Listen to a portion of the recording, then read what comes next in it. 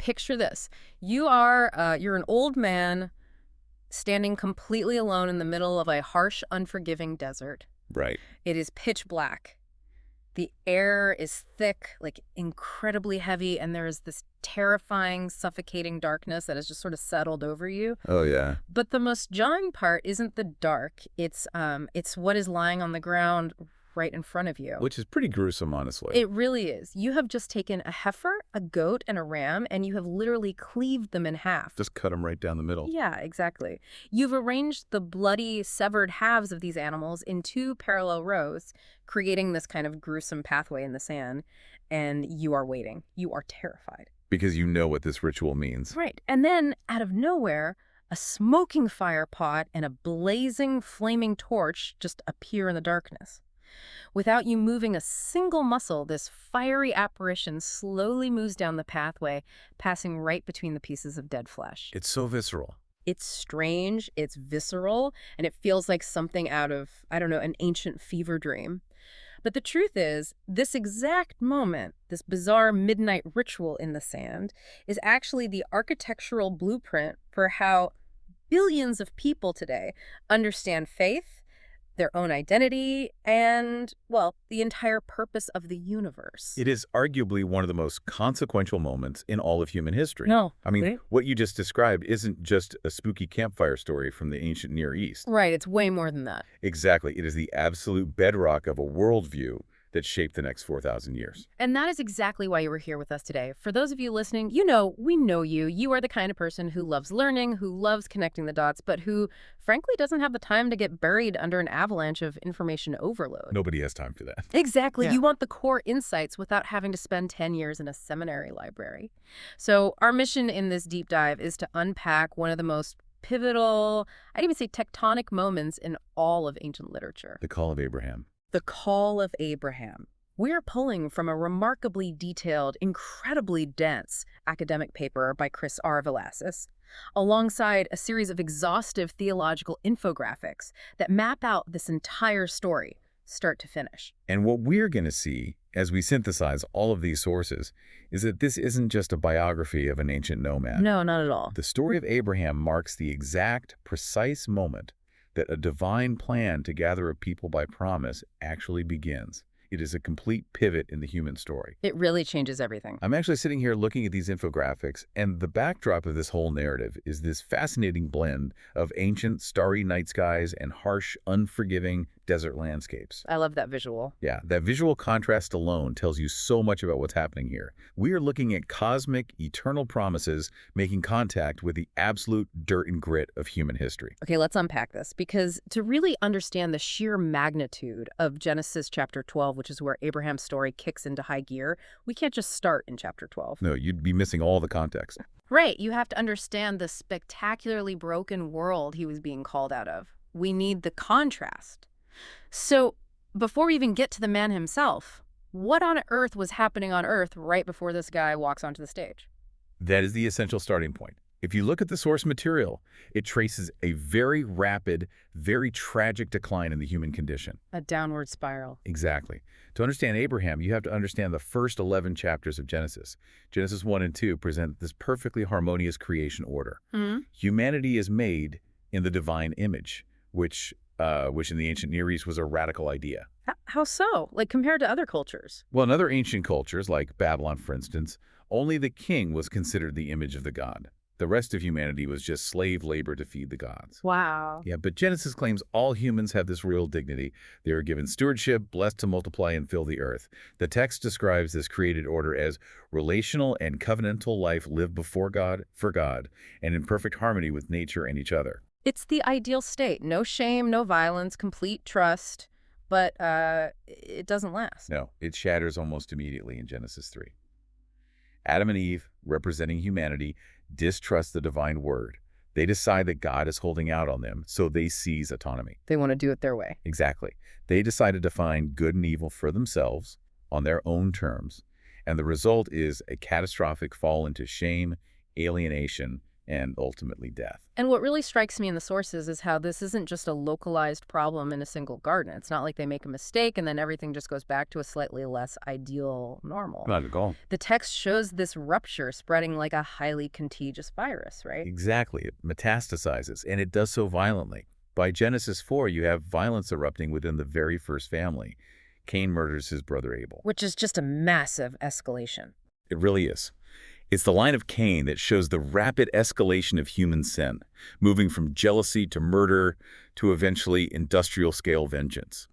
By the time we hit Genesis 6 through 9, the text reveals a world so entirely filled with corruption and violence that it leads to the global reset of the flood. The flood narrative. Right. The Creator essentially decreates the world with water, though Noah and his family are saved by sheer mercy. And you would think, okay, the flood would fix the human heart problem, but it doesn't. It absolutely doesn't. And that brings us to the climax of all this human rebellion. The real theological backdrop for Abraham happens in Genesis 11. The Tower of Babel. Which, honestly, I always thought was just a weird story about why people speak different languages. A lot of people do. But the sources dive so much deeper into the mechanics of what was actually happening there.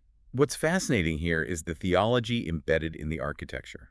Based on the text, Babel is not just a story about ancient engineering. The people are building a ziggurat. A ziggurat, like a step pyramid. Exactly. A massive terraced step pyramid common in ancient Mesopotamia. In their culture, a ziggurat was literally a staircase for the gods to come down so the humans could care for them, feed them, and, crucially, manipulate them to get good weather and strong crops. Ah, so it's a control mechanism. Yes. But look at the text of Genesis 11. Yeah. The people are united, yes, but they're united in absolute rebellion. They explicitly state their goal. Let us build ourselves a city and a tower with its top in the heavens, and let us make a name for ourselves, lest we be dispersed over the face of the whole earth. Hold on, I want to make sure I'm wrapping my head around this. Because reading through Velazquez's breakdown of Babel, it hit me that this ancient story sounds exactly like modern hustle culture. Oh, entirely. Or even viral fame seeking on the internet today. I mean, they are terrified of being scattered, terrified of being insignificant. So their solution is to construct their own legacy through sheer force of will. Which is something we do all the time. Right. We do this all the time. We are constantly exhausting ourselves trying to manufacture our own legacy, our own brand, trying to make sure we matter. And they were just doing it with bricks and mortar. That is exactly the psychological driver of Babel. It is anxiety. It is the deep human fear of insignificance and insecurity. Anxiety is the root of pride. That's so interesting. It is. Remember, God had commanded humanity back in Genesis 1 to multiply and fill the earth, to spread out. But spreading out requires trusting that God will provide for you wherever you go. And they didn't want to trust? Nope. The people of Babel say, no, we aren't spreading out. We are going to concentrate our power right here. We are going to consolidate, build a fortress, and make our own name great. They want to secure their identity through pure pride and human initiative. And the source material points out this stark, brilliant contrast that I had never noticed before. At Babel, humanity says, let us make a name for ourselves. Yes, the human initiative. Right, that's human initiative in Genesis 11.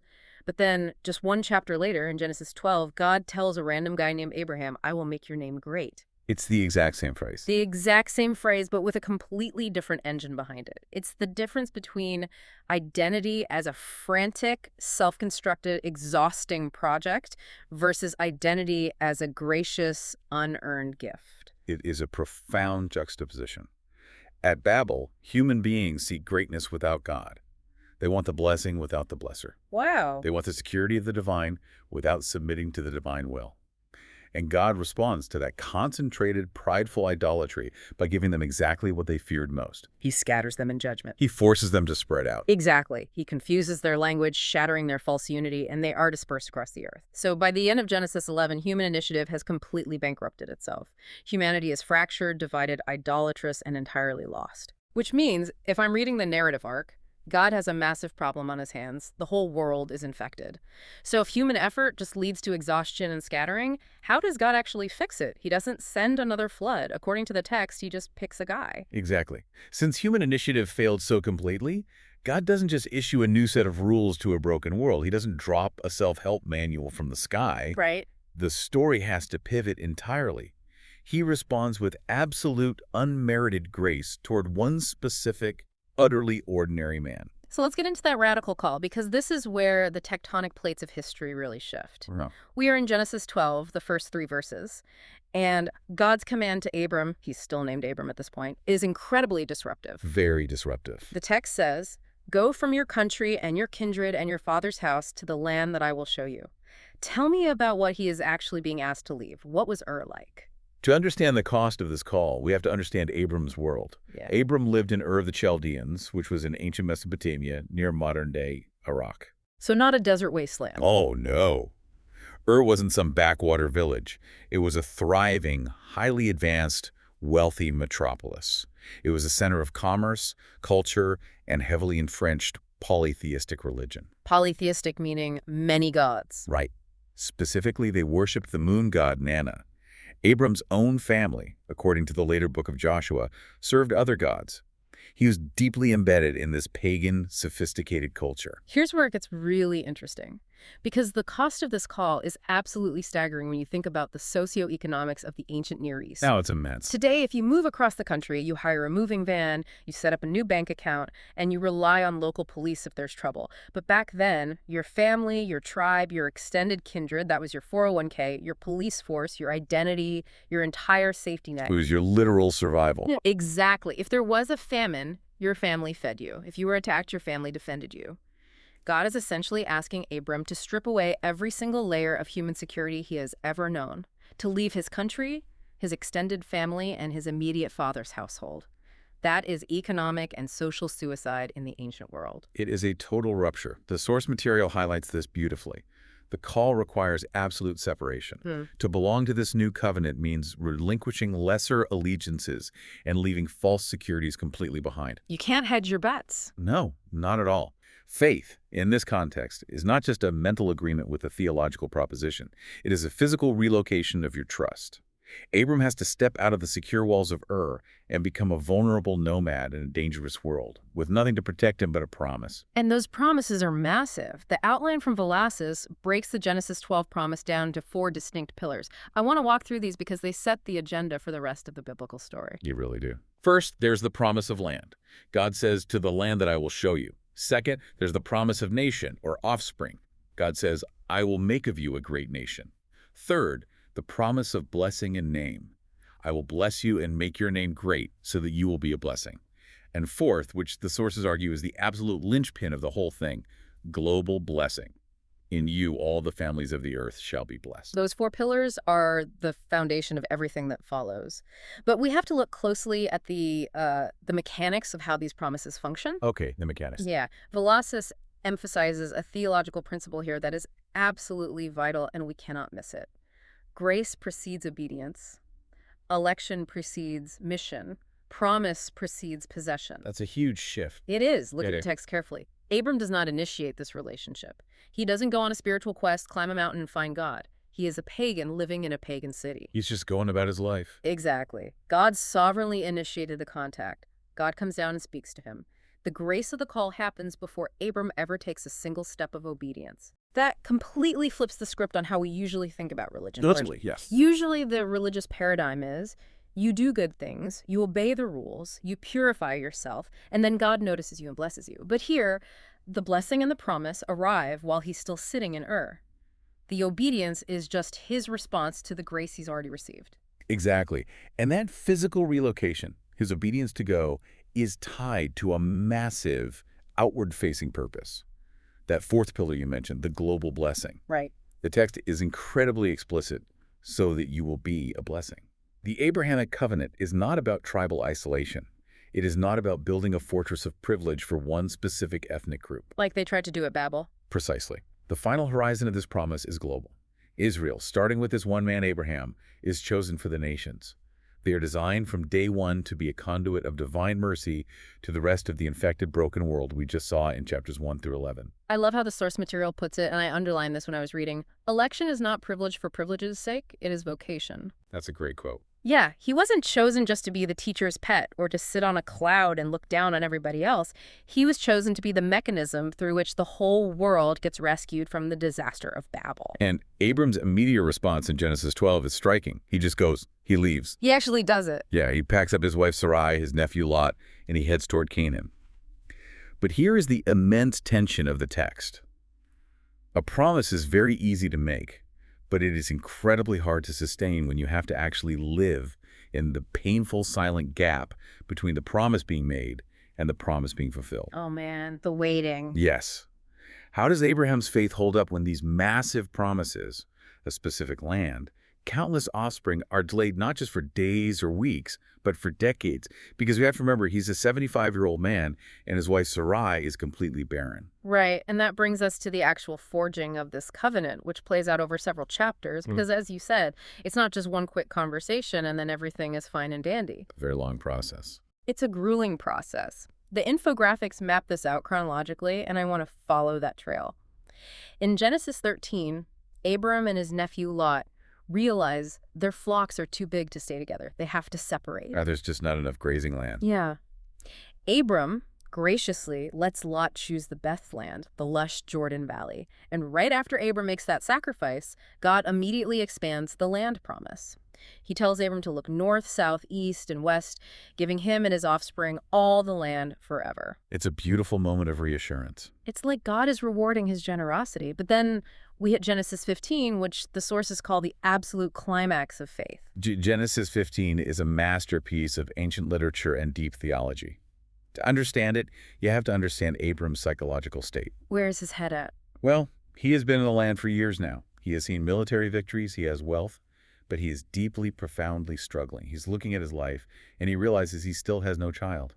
He's asking God, what are you going to give me, for I continue childless, and the heir of my house is Eliezer of Damascus? Oh, his servant.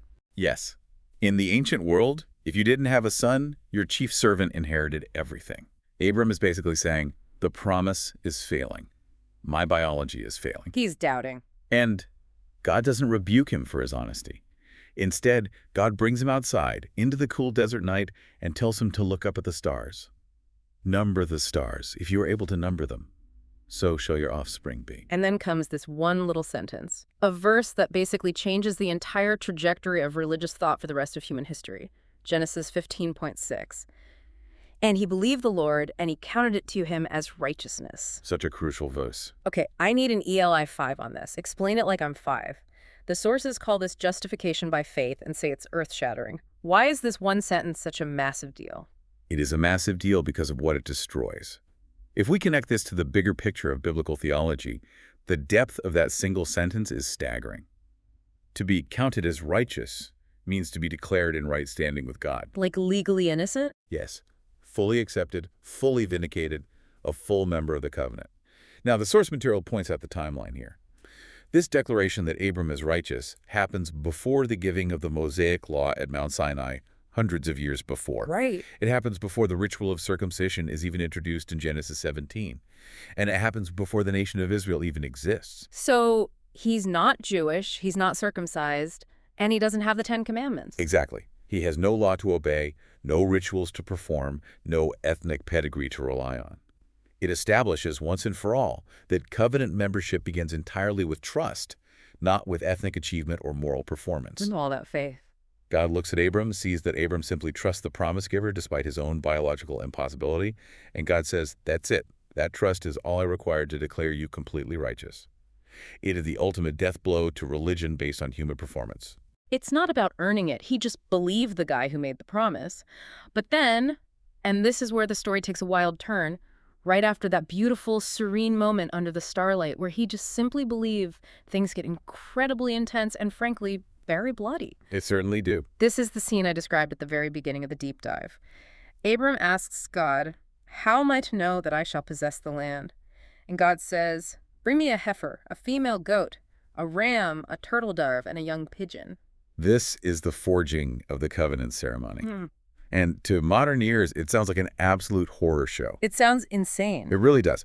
Abram takes these animals, cuts the large ones entirely in half, and lays the halves opposite each other, creating a path. Then the text says, as the sun was going down, a deep sleep fell on Abram, and behold, a dreadful and great darkness fell upon him. Why in the world are they cutting animals in half? What is the mechanism here? Because clearly this meant something very specific to someone living in the ancient Near East that goes completely over our heads today. What's fascinating here is the ancient cultural and political context embedded deeply in the text. In the ancient world, specifically in the Hittite and Mesopotamian cultures, covenants or treaties were not signed with a pen on paper. No lawyers involved. No lawyers. They were made by a ritual called cutting a covenant, specifically in what historians call a suzerain-vassal treaty. Okay, what is a suzerain-vassal treaty? A suzerain is a great, powerful king or emperor. A vassal is a lesser, weaker king who has been conquered or is seeking protection. When they made a treaty, they would take an animal, cut it in half, and the lesser king, the vassal, would have to walk through the bloody path between the pieces. Just the lesser king walks through. Yes, only the vassal. By walking through the blood, the vassal was swearing a self-maledictory oath. He was visually saying, may what has been done to these animals be done to me. May I be torn limb from limb if I ever break the terms of this covenant and fail to pay my tribute. Wow. It was a violently graphic curse, an oath of loyalty under threat of death. Okay, so Abram sets up this ritual. He cuts the animals. He builds the path. He knows how this works. He is the lesser party. He is the vassal. Obviously. So he's sitting there waiting for God to tell him to start walking through the blood to swear his life away. But that's not what happens. No, it is the exact opposite. And the source material emphasizes this heavily because it is the theological core of the entire Bible. The text says, a deep, paralyzing sleep falls on Abram. He is completely immobilized. He cannot walk the path. He's physically unable to. Exactly. Yeah. And then a smoking firepot and a flaming torch, which represent the presence of God himself, pass between the severed pieces of the animals. God walks the path alone. My mind is completely blown by this. So God, the suzerain, the creator of the universe, takes the place of the vassal. God is symbolically taking the covenant curse upon himself. Precisely. God is swearing the self-maledictory oath. God is saying, may I be torn apart, may I cease to be God if this promise to you should fail. And because Abram is asleep, the text is graphically demonstrating that the weight of the covenant, the success of the promise, rests entirely, 100%, on divine fidelity. It doesn't rely on Abram at all. It does not rely on human stamina. If it relied on Abram's flawless obedience, the covenant would fail tomorrow. But because God walks it alone, the covenant is unbreakable. Abram's trembling sleep is this stark, brilliant contrast to God's sovereign act of commitment. It's breathtaking. And then the story continues to unfold because life goes on. In Genesis 17, we get another massive milestone. Yes, we do. This is where we get the physical sign of the covenant, circumcision. And we also get the changing of their names. Abram, which means exalted father, becomes Abraham, which means father of a multitude. Sarai becomes Sarah. Naming in the ancient world was all about identity and destiny. By changing their names, God is signifying an identity that is entirely remade by his promise.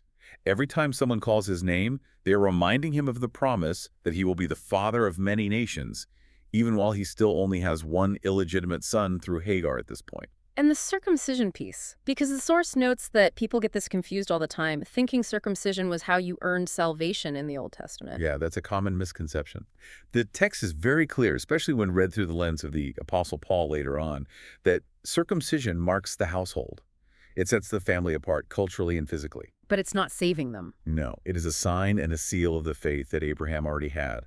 It's like a wedding ring. A wedding ring doesn't make you married. It is the outward physical sign of a covenant that has already been made through a promise. It was not a replacement for faith. It was the physical branding of a people who were supposed to live by faith. And we see that faith in action in the very next chapter, Genesis 18. God comes to visit Abraham, promises that Sarah will finally have a son, Isaac, within a year.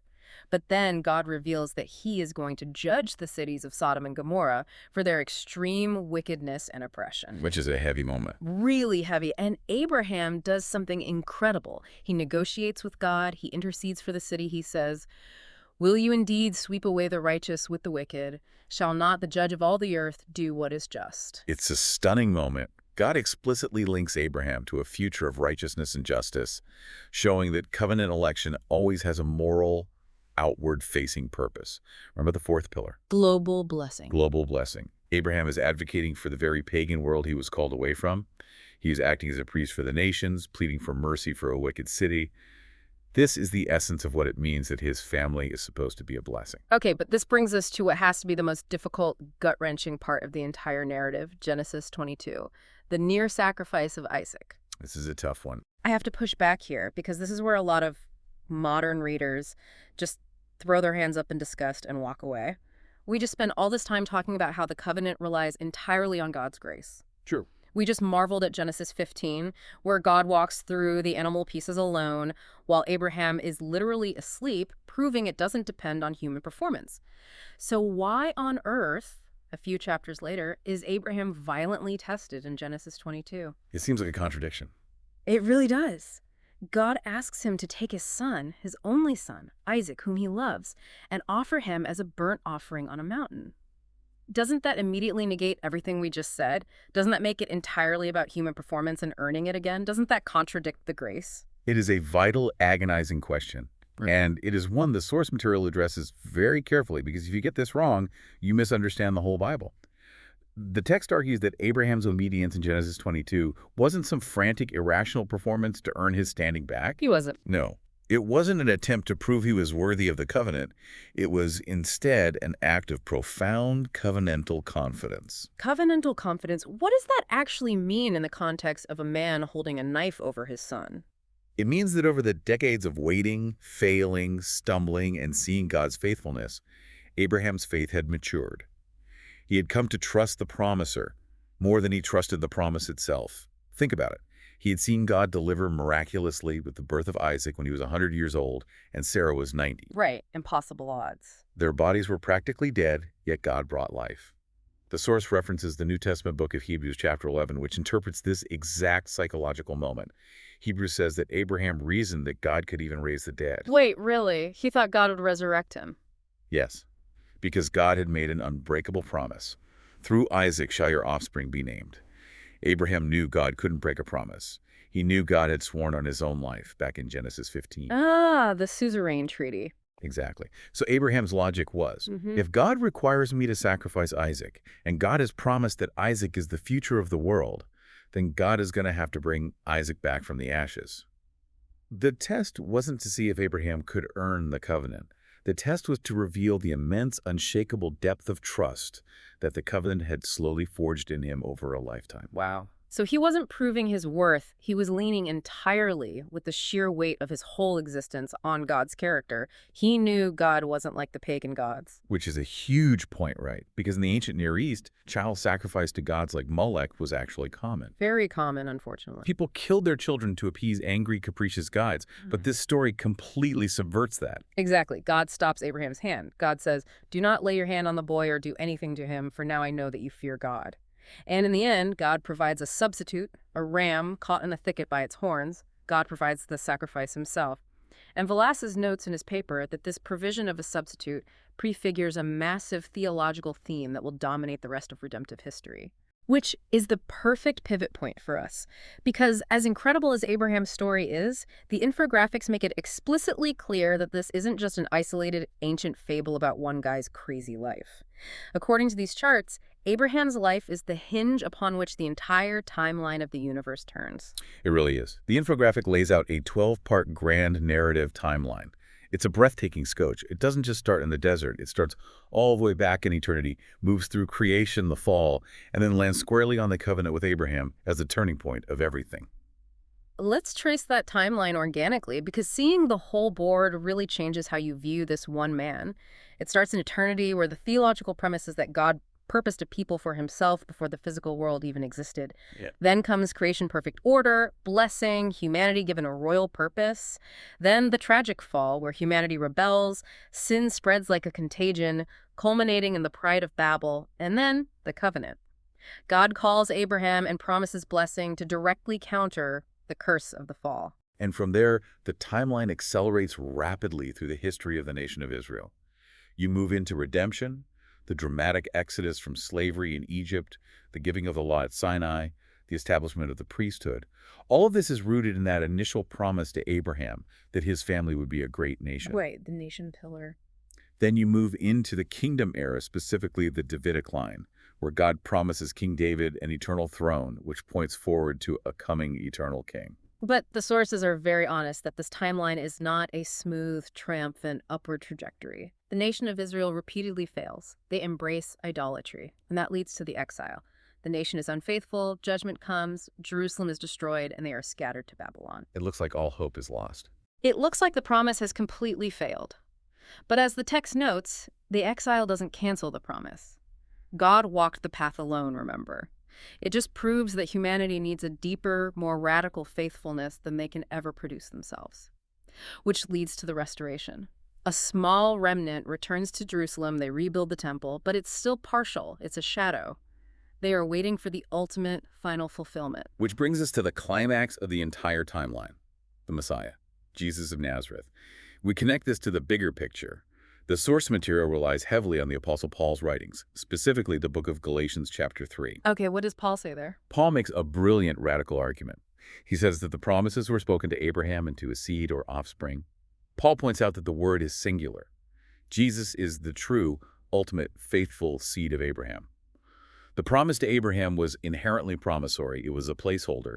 It was fundamentally incomplete without Christ. Okay, I want to use an analogy here because when I was reading this part of the source paper, my mind immediately went to modern technology. Let's hear it. It's as if Abraham's callback in Genesis 12 was a single, highly compressed zip file. God drops this deeply encoded zip file onto the desktop of human history. And as history progresses over thousands of years, that file slowly begins to unzip. First, it unzips into the physical nation of Israel, then into the Exodus, the Kings, the Psalms, the Prophets. But it's still unpacking. It's still unpacking, exactly. And then the ultimate final unzipping happens in the arrival of the Messiah. And through him, it unzips into the global church, and finally into the renewed creation. Every single piece of data was contained in that original Genesis 12 code. That is a phenomenal analogy. The compression of the promise is exactly what the theological texts are getting at, because the next major phase on the timeline is the church. And the source makes a very careful, incredibly important theological distinction here. The church does not simplistically replace Israel. It's not a bait and switch. Instead, the church is the multinational fulfillment of the original promise made to Abraham that all families of the earth would be blessed. Through faith in Jesus, Gentiles, non-Jewish people from every tribe and language are grafted into the family tree, not as second-class citizens, but as full heirs of the promise through faith. And the timeline doesn't even end there. The story pushes forward into judgment, which is the final accountability for all nations, vindicating God's covenant faithfulness and eradicating evil once and for all. And finally, the endgame. New creation. The promise fulfilled entirely. God dwelling with his people forever on a renewed physical earth. What's fascinating here is how the source material notes that the original promise to Abraham, which was a promise of a very specific geographic plot of land in the ancient Near East, the land of Canaan, actually expands eschatologically. Wait, eschatologically, you mean like end-of-the-world final destiny stuff? Exactly. When we look at the end of the story in the New Testament, the Apostle Paul says in Romans 4 that Abraham was promised the world. The author of Hebrews says Abraham was looking for a city with foundations whose designer and builder is God. So it scales up. Right. The final fulfillment of the land promise isn't just a tiny strip of territory in the Middle East. It expands to encompass the new heavens and the new earth. The entire cosmos becomes the promised land. It is a massive, staggering cosmic vision. But here's the reality. Because this story is so foundational, and because it spans thousands of years, and is claimed by billions of believers today, it has accumulated a ton of historical, political, and theological baggage. People twist it to mean all sorts of things. They absolutely do. So it's time to clear the air. The source material spends a good amount of time busting some very common myths and misunderstandings about the Abrahamic covenant. It identifies 6 specific dangers in how people read this text. The first danger is a very common human tendency, treating Abraham merely as a flawless moral hero. We love our heroes, right? We want the guys in the ancient text to be perfectly chiseled statues of morality. We want them to be role models we can put on a felt board for kids. We do, but the biblical text explicitly and repeatedly refuses to give us that. Yeah. Abraham is presented as a recipient of grace, not an icon of perfection. The Bible is actually brutally honest about his failures. Like when he goes to Egypt. Yes, exactly. To save his own skin in Egypt, he lies and says his wife Sarah is his sister, allowing her to be taken into Pharaoh's harem. That is a massive moral failure and a complete lack of trust in God's protection. Later, he acts out of fear and tries to force God's promise by having a child, Ishmael, with his wife's servant Hagar, which causes massive family trauma. And what I found so interesting in the paper is how it explains why the Bible includes these ugly details. The source points out that this brutal honesty protects us from hagiography. Hagiography meaning writing about someone like they are a perfect, flawless saint and ignoring all their bad traits. Exactly. The Bible refuses to write hagiography. It keeps the focus exactly where it belongs, on God's unmerited grace, not on Abraham's inherent greatness. His greatness lay solely in his faith, in his trust, not in his flawless moral performance. If Abraham was perfect, we would think we have to be perfect to earn God's favor. Right, but because he is flawed, we realize it's all about grace. Precisely. Which leads right into the second misunderstanding, which might be even more prevalent today, and that is reducing the Abrahamic covenant to mere ethnicity or nationalism, thinking this is just a story about one specific bloodline getting special privileges. Right. While the covenant certainly includes a physical lineage, the historical nation of Israel, its deepest, truest logic is theological and redemptive. The source relies on Galatians 3 to show that the true children of Abraham are those who share his faith, regardless of their genetic background. It's about faith, not DNA. Yes. If you make it only about ethnicity, you lose the entire global redemptive heart of the promise. You shrink the cosmic zip file down to a tribal club. And then there's the danger on the flip side. If it's all about grace and faith, the third myth is ignoring the cost of the call. Sometimes we talk about grace in the modern world like it's this cheap, easy, comfortable thing. We think, God loves you and has a wonderful plan for your life, so just sit back, relax, and enjoy the blessings. But the text destroys the idea of cheap grace. There is a shockingly high cost. Abraham had to leave his home, his extended family, his entire socioeconomic security system. The text insists that covenant faith often requires a painful rupture with old loyalties. We don't like that rupture today. No, people today want the blessing without the departure. They want God's favor while keeping both feet firmly planted in their cultural comfort zones. But Abraham's life shows that genuine faith means following God into complete uncertainty. And speaking of how we live, the fourth myth is related to that, separating the promise from holiness. It's the idea that because you have the promise of grace, because God walked the path of blood alone, it doesn't matter how you behave. Genesis 18 explicitly counters that notion. When God is talking about Abraham, he says, I have chosen him that he may command his children and his household after him to keep the way of the Lord by doing righteousness and justice. So there's an ethical requirement. Always. Covenant grace is never, ever a license for moral indifference. Election always comes with a heavy ethical mandate to reflect God's character to the world. Then there's the fifth misunderstanding, which is overstating the Old Covenant without Christ, reading the Old Testament as if it's the complete story. The source is absolutely adamant about this from a theological perspective. The Abrahamic covenant is glorious, it is foundational, but it is deeply incomplete on its own. It's pointing to something else. Yes. If a theological reading stops before Jesus, it misses the entire point of the arrow. It's like looking at a signpost and thinking the signpost is the destination. The land, the seed, the blessing, they all concentrate, converge, and find their ultimate explosive fulfillment in the Messiah. And finally, the sixth myth, which might be the most convicting one for a lot of people, forgetting the nations. This is perhaps the most practical, persistent danger for religious communities throughout history and today. If a theology turns inward, if a church or a community becomes obsessed with self-preservation, culture wars, and isolation, it fundamentally violates the very premise of Genesis 12.3. The global blessing pillar. Exactly. The nations, the outside world, were at the very center of the promise from day one.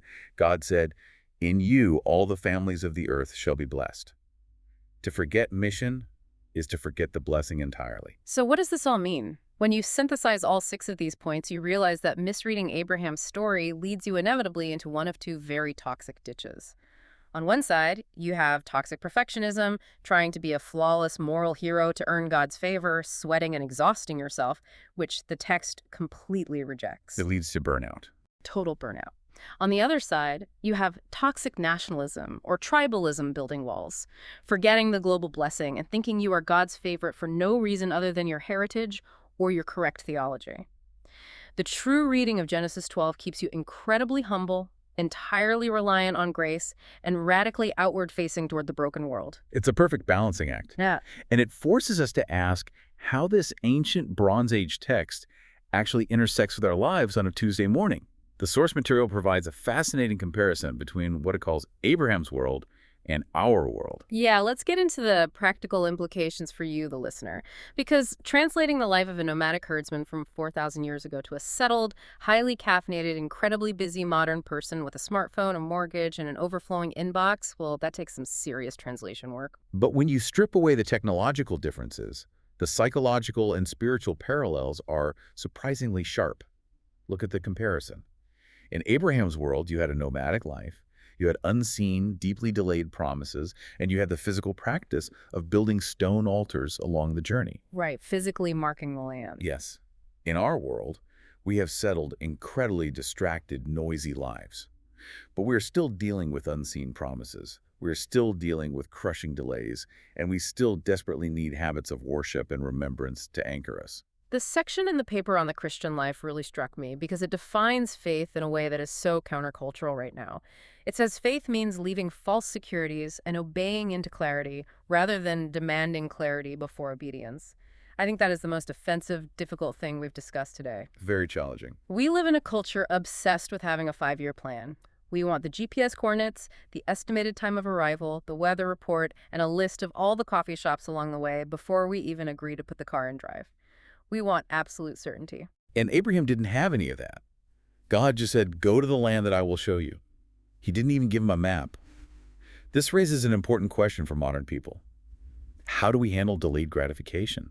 How do we handle silence? Because he waited a long time. Abraham waited 25 years for Isaac to be born. Decades of waking up to a barren tent. And even when he died, he only owned a single field and a cave to bury his wife in. He never fully saw the vast nation promised to him. He lived in tents his entire life, waiting on God. Yet somehow, he maintained his trust. How do you practically do that? How do you maintain trust when the fulfillment is decades out, or maybe even beyond your own lifetime, when all the evidence around you says the promise is failing? The source points to a very specific, repetitive practice of Abraham. He built altars. Everywhere he pitched his tent, before he possessed the land, he built altars of worship out of rocks. He marked the landscape with his faith. He intentionally remembered. Exactly. The modern implication is that if we are going to survive the delay, we desperately need our own altars, daily habits, liturgies, intentional moments of remembering God's promises amidst a chaotic, noisy, secular world. It's how you anchor your soul when the promise feels like a distant rumor. And this logic, this way of operating, totally upends how we think about leadership and ministry today, too. The text makes this brilliant contrast between covenant logic and marketplace logic. That's a crucial distinction. Marketplace logic, which runs almost every institution today, is all about branding, charisma, applying pressure, and demanding immediate, measurable quarterly growth. It's Babel all over again, building a tower to make a name for ourselves. But covenant logic is entirely different. It is based on a promise, immense patience, and generational formation. It requires a profound shift in metrics. A leader rooted in the Abrahamic covenant isn't trying to make a name for themselves. They aren't trying to build an empire or go viral. They aren't trying to be an influencer. No, they are simply trying to be a faithful conduit of blessing. They think generationally. They focus on handing down truth, cultivating deep faithfulness over decades, and raising up the next generation, rather than just chasing immediate flashy outcomes. It is a slow, quiet, profoundly sturdy way to live. And finally, it radically redefines how we view mission. The paper says it's a call to humble, cross-cultural witness. The text warns that we shouldn't go into the world as cultural conquerors with a superiority complex trying to force everyone to look and act like us. We go as beggars, telling other beggars where to find bread. I love that image. It's powerful. We go as witnesses to a grace that we ourselves absolutely did not earn. It completely dismantles any sense of religious arrogance or cultural supremacy. Because if the foundational reality of your identity is unmerited grace, if you truly believe that you only have what you have because God walked through the severed, bloody pieces of the covenant alone while you were helplessly asleep, there's absolutely no room for boasting. None at all. None. There's only room for staggering gratitude and a desperate desire to share that unearned blessing with everyone you meet. It really is a complete, total paradigm shift. Okay, we have covered an immense amount of ground today. We started by looking at the frantic, prideful, exhausting hustle of Babel, where humanity desperately tried to build its own identity and legacy out of fear. And we saw how God interrupted that destructive cycle by calling one ordinary, imperfect man, Abraham, out of the darkness of Ur. We traced how God secured an unbreakable covenant with him entirely by grace, sustaining that man's faith through decades of painful delay, barrenness, and ultimate testing. And we followed that single compressed promise as it unzipped across the centuries through the rise and fall of the nation of Israel, the voices of the prophets, and ultimately finding its massive, explosive global fulfillment in Jesus Christ, creating a multinational, diverse family that spans the entire globe today. It is the ultimate historical proof that God saves by grace, through faith, to bless every single family on earth. It is the architectural blueprint of redemptive history. It really is. Now, before we go, I want to leave you, the listener, with one final provocative thought to mull over on your own. We spent a lot of time talking about that intense ancient ritual in Genesis 15, right? The Suzerain Treaty. The pitch black night, the severed animals, where God walked alone as a smoking fire pot between the cut pieces of flesh. We talked about how he was essentially swearing a self-maledictory oath, saying, "May this be done to me, may I be torn apart if I ever break my promise to you." Right. If the ultimate final fulfillment of the Abrahamic covenant is Jesus Christ, how does that ancient bloody ritual in the desert reframe how you view the cross? Was the cross the exact moment that God finally took the ultimate curse of the broken covenant upon himself? Was that the moment he allowed himself to be torn apart, fulfilling the ancient oath he swore while Abraham slept to secure the eternal blessing for the rest of us? Think about that the next time you look up at the night sky. That's a profound thought. Keep questioning, keep learning, and keep diving deep. We'll catch you next time.